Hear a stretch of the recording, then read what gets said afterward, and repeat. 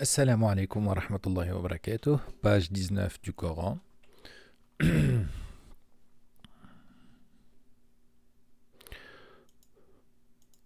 je te rejim. ولن ترضى عنك اليهود ولا النصارى حتى تتبع ملتهم.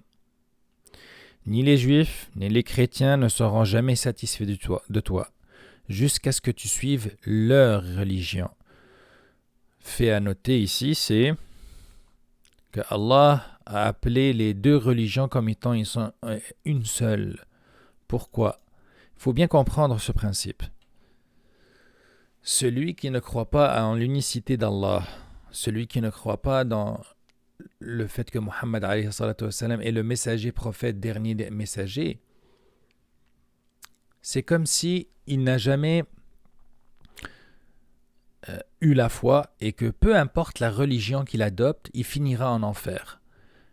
Allah nous dit de ne pas chercher à les satisfaire, ne pas chercher à leur plaire. Allah nous dit restez avec la vérité que vous avez, celle de la vraie religion, faites parvenir le message, mais vous n'êtes pas responsable de la réaction ni du comportement par la suite, et ne cherchez surtout pas à faire des concessions parce qu'ils ne seront pas satisfaits de vous tant et aussi longtemps que vous ne les suivez pas. Et certains mufassirin ont dit que même si tu délaisses ta religion pour leur plaire, ils ne seront jamais satisfaits de toi. Je ne voudrais pas vraiment ouvrir une grosse parenthèse ici parce que j'en ai beaucoup de choses. Par expérience, j'en ai vu des choses, mais restons concentrés sur le texte. Allah nous dit de ne pas chercher à plaire à personne en ce qui concerne la vérité. قُلْ إِنَّ هُدَى اللَّهِ هُوَ الْهُدَى. Dit, certes, c'est la direction d'Allah qui est la vraie direction. C'est-à-dire que c'est la guidée d'Allah. Huda, c'est guidé. قُلْ إِنَّ هُدَى اللَّهِ. La guidée d'Allah, la direction d'Allah, c'est-à-dire l'islam. هُوَ الْهُدَى, la vraie direction, la vraie guidée. وَلَئِنِ اتَّبَعْتَ أَهْوَاءَهُمْ بَعْدَ الَّذِي جَاءَكَ مِنَ الْعِلْمِ مَا لَكَ مِنَ اللَّهِ مِنْ وَلِيٍّ وَلَا نَصِيرٍ. Mais si tu suis leur passion après ce que tu as reçu de science, tu n'auras d'Allah ni protecteur ni secoureur. Remarquez bien que Allah dit que si tu suis ahwa'ahum, leur passion, voulant dire que leur religion a tellement été modifiée, par quoi ? Par leur passion, parce que ce qu'ils désirent. Ba'da alladhi ja'aka min al-ilmi, après ce que tu as reçu de vraies sciences, de vraies religions, ma laka min Allahi min waliyyin wala nasir, tu n'auras d'Allah aucun protecteur ni secoureur. Les deux choses à retenir de cette ayah, c'est de ne pas chercher à plaire aux autres aux dépens de notre religion.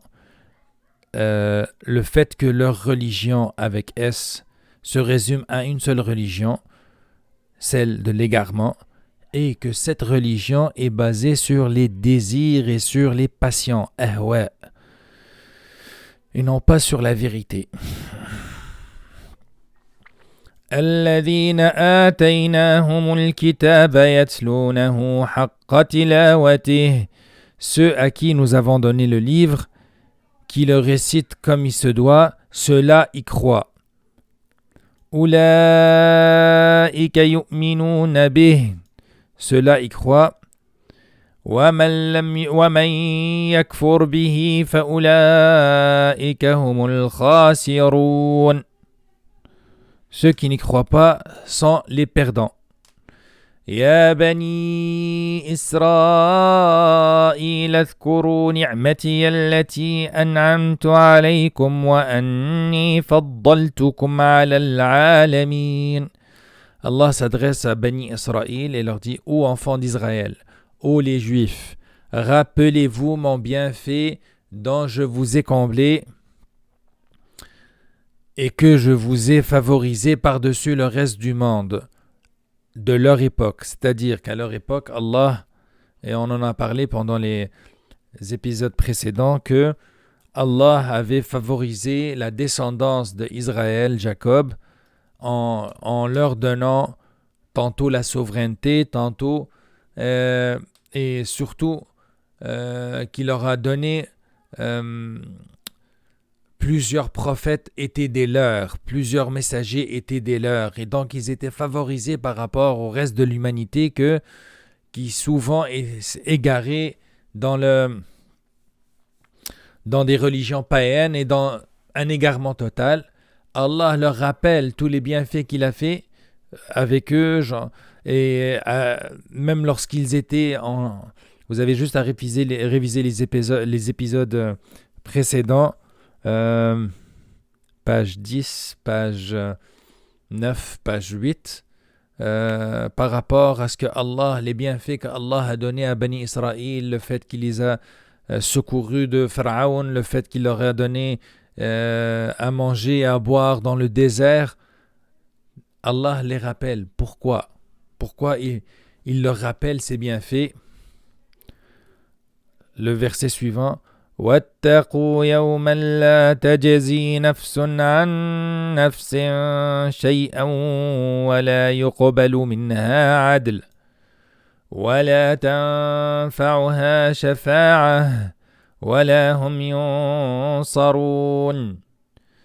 Et redoutez et craignez le jour où nulle âme ne bénéficiera à une autre et où l'on n'acceptera d'elle aucune compensation et aucune intercession ne lui sera utile, et ils ne seront point secourus. Allah leur dit: et craignez un jour où il n'y a pas d'intercession et personne ne recevra un cadeau de personne. Si tu crois et tu fais des bonnes actions, ça va être le paradis, le jour du jugement dernier. Par contre, ceux qui ne croiront pas ou bien croiront et ne feront pas des bonnes actions, ou bien ne croiront pas et ne feront pas des bonnes actions, ceux-là, ça sera le feu et pas de victoire pour eux. وَلَا هُمْ يُنصَرُونَ.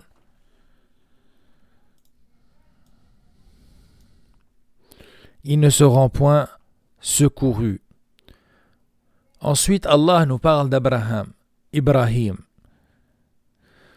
وَإِذِ ابْتَلَى إِبْرَاهِيمَ رَبُّهُ بِكَلِمَاتٍ فَأَتَمَّهُنَّ. Et rappelle-toi quand ton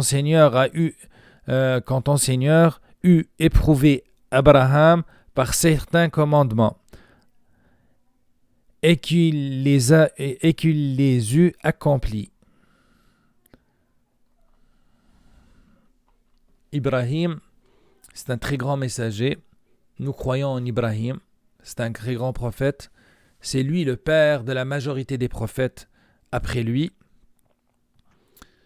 ou plutôt de tous les prophètes après lui. C'est lui l'ancêtre de tous les prophètes. Et Allah nous rappelle que Ibrahim fut éprouvé. Allah lui a donné des commandements et il les a accomplis tel que Allah veut. Il a été un homme pieux, un homme de droiture. Alors Allah lui a donné la récompense. Quelle récompense? قال إني جاعلك للناس إماما. Alors, le Seigneur lui dit, Allah lui dit: je vais faire de toi un exemple à suivre pour les gens. Alors Ibrahim lui a dit: قال ومن ذريتي et parmi ma descendance. Allah lui a répondu قال لا ينال عهد الظالمين. Mon engagement, dit Allah, ne s'applique pas aux injustes. وَإِذْ جَعَلْنَا الْبَيْتَ مَثَابَةً لِلنَّاسِ وَأَمْنًا. Avant d'expliquer ça, Ibrahim a réussi l'épreuve. Ibrahim a été quelqu'un qui a obéi à Allah et obéi ses commandements. Il les a fait tels que Allah lui a prescrit de faire. Pour le récompenser, Allah l'a fait un imam. Imam, ça veut dire quelqu'un, un exemple à suivre. Ibrahim, lorsque Allah lui a annoncé cette nouvelle, il a tout de suite réfléchi, il a tout de suite pensé à sa descendance. Il voulait aussi que sa descendance soit comme lui. Mais Allah lui dit que cet engagement se limite aux pieux parmi la descendance d'Ibrahim. Ça veut dire aussi qu'il lui a annoncé que parmi sa descendance, il y aura des gens qui ne seront pas pieux et qui seront des gens criminels. Est-ce qu'il faisait référence à Bani Israël? Est-ce qu'il faisait référence à l'autre branche qui est les Arabes? Allahu a'lam. Mais avec ça, on peut répondre à tous ceux qui veulent que telle descendance du prophète ou telle descendance, c'est des gens pieux, c'est des gens angéliques. C'est pas vrai. Allah dit à Ibrahim, qui est un prophète, que dans sa descendance, il y aura des gens qui sont injustes.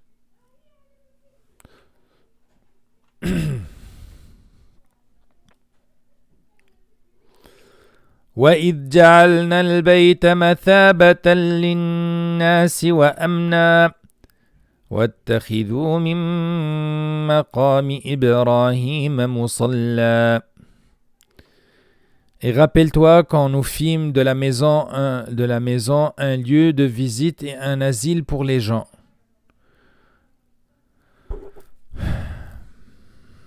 Adoptez donc pour lieu de prière ce lieu où Ibrahim se tint debout.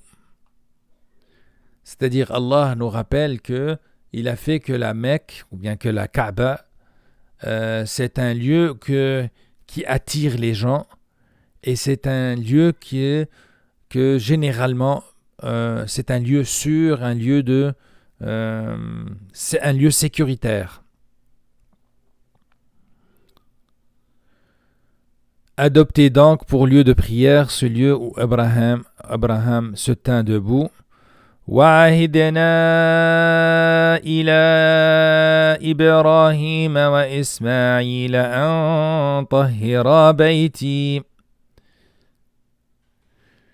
Et nous confiâmes à Ibrahim et à Ismaïl ceci: purifiez ma maison pour ceux qui tournent autour, y feront retraite pieuse et s'y inclinent et s'y prosternent. C'est-à-dire, Allah wa'ahidna, et nous confiâmes il a Ibrahim wa Ismaïl, père et fils, Ibrahim et Ismaïl, de nettoyer ma maison. Pour qui?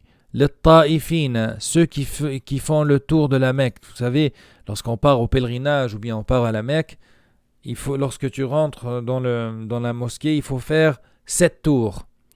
Wal-aakifina, ceux qui font retraite pieuse.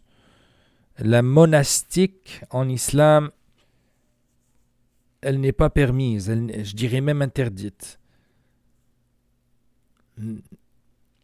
Par contre, on a le droit de se retirer quelques jours pour prier Allah. Oui, et c'est ce qu'on appelle al-i'tikaf, al-aakifina. Ceux qui font retraite pieuse, war-ruk'a' as-sujud, en faisant référence à ceux qui font beaucoup la salat. Ceux qui s'inclinent et ceux qui s'y prosternent.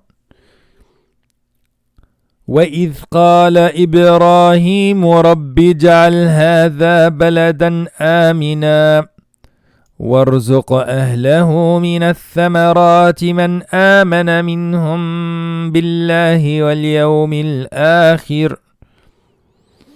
Et quand Abraham supplia ô mon Seigneur, fais de cette cité un lieu de sécurité et fais attribution des fruits à ceux qui parmi ses habitants auront cru en Allah et au jour du jugement dernier. Le Seigneur dit: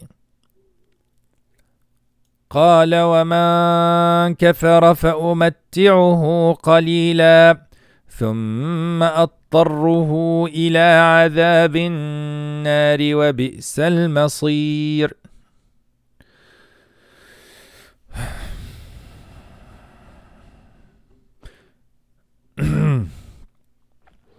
Le Seigneur dit: et quiconque n'y aura pas cru, alors je lui concéderai une courte jouissance dans l'ici-bas, puis je le contraindrai au châtiment du feu dans l'au-delà. Et quelle mauvaise destination. Donc,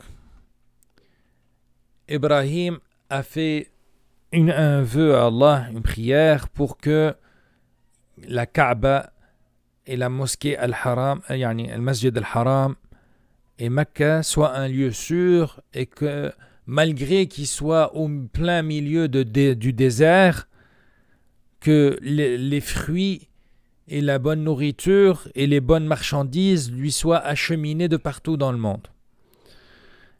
Pour les gens de cette cité, que Ibrahim voulait,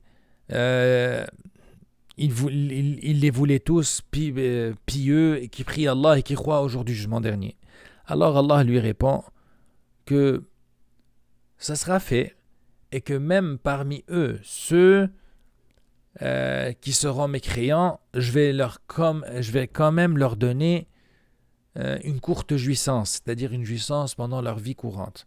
Mais dans la vie de l'au-delà, ça sera l'enfer, et quelle pire destination qu'est l'enfer. Wa bi'sal masir, qui a été traduit par Hafizullah comme et quelle mauvaise destination. Puisse Allah accepter notre effort de traduire au français le Coran. Puisse Allah faire de nous des gens pieux. Puisse Allah faire de nous des gens qui savent leur religion et qui puissent la communiquer aux non-musulmans. Allahumma hdina wa hdi bina wa ja'alna sababan liman ihtada. Wassalamu alaykum wa rahmatullahi wa barakatuh. Paix sur vous.